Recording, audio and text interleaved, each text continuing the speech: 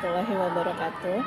Hamdan wa syukran lillah wassalatu wassalamu ala rasulillah amma ba'du. Nama saya Dedeh Kurniasi, kelas A28, nomor induk mahasiswa 22811313844.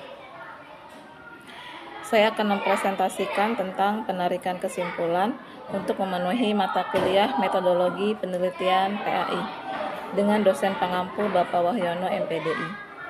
Baik, yang pertama saya akan menjelaskan tentang definisi kesimpulan. Kesimpulan adalah keputusan yang diperoleh berdasarkan metode berpikir induktif dan deduktif. Kesimpulan merupakan pernyataan singkat terkait hasil analisis dan pembahasan tentang hasil tes hipotesis yang dilakukan pada bab sebelumnya. Kesimpulan tidak hanya berupa ringkasan, topik utama ataupun pengulangan masalah yang dianalisis, tetapi juga kesatuan atau sintesis dari poin-poin penting pada penelitian tersebut.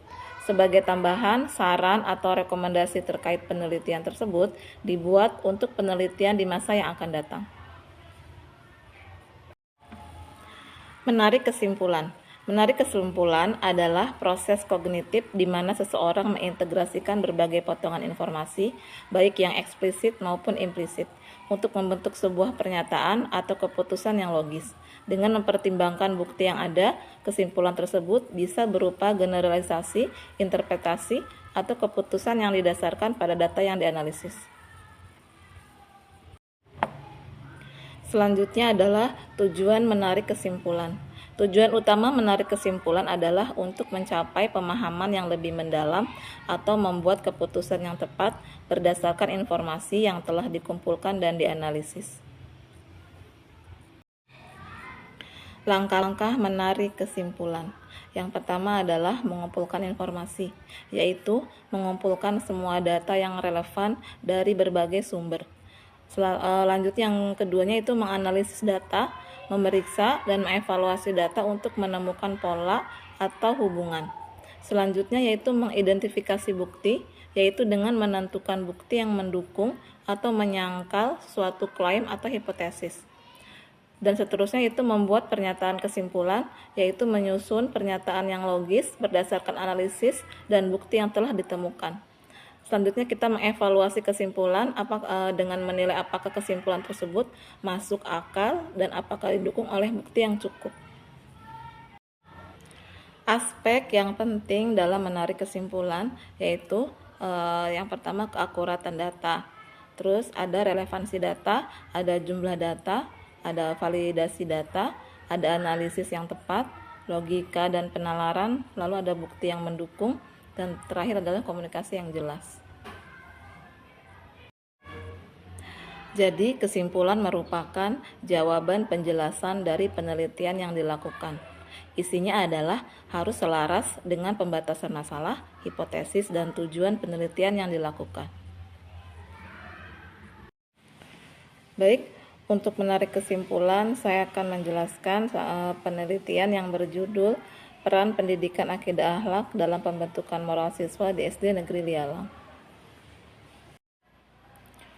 Untuk pembatasan masalah penelitian ini adalah saya ambil siswa kelas 4 dan 5 di SD Negeri Lialang, aspek moral yang dibentuk melalui pendidikan akidah akhlak, dan pengaruh metode pembelajaran akidah akhlak terhadap pembentukan moral siswa.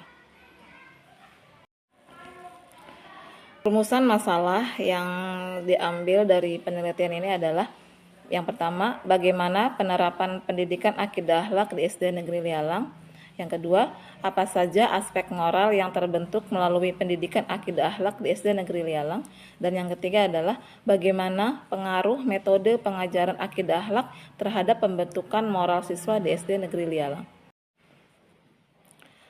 Tujuan penelitiannya yaitu adalah 1. Untuk mendeskripsikan penerapan pendidikan akidah akhlak di SD Negeri Lialang. 2. Untuk mengidentifikasi aspek moral yang terbentuk melalui pendidikan akidah akhlak di SD Negeri Lialang. Dan yang ketiga adalah untuk menganalisis pengaruh metode pengajaran akidah akhlak terhadap pembentukan moral siswa SD Negeri Lialang.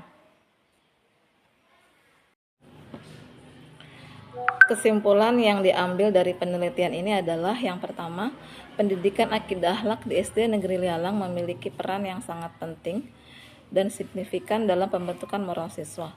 Yang kedua, penerapan metode pengajaran yang interaktif dan kegiatan keagamaan yang rutin dapat memperkuat aspek-aspek moral seperti kesopanan, tanggung jawab, dan kejujuran.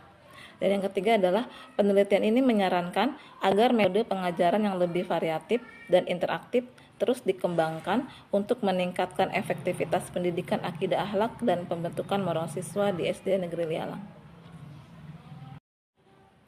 Mungkin itu saja yang dapat saya sampaikan tentang persentase penarikan kesimpulan dalam penelitian metodologi penelitian PAI. Kurang lebihnya saya mohon maaf. Billahi taufiq wal hidayah. Wassalamualaikum warahmatullahi wabarakatuh.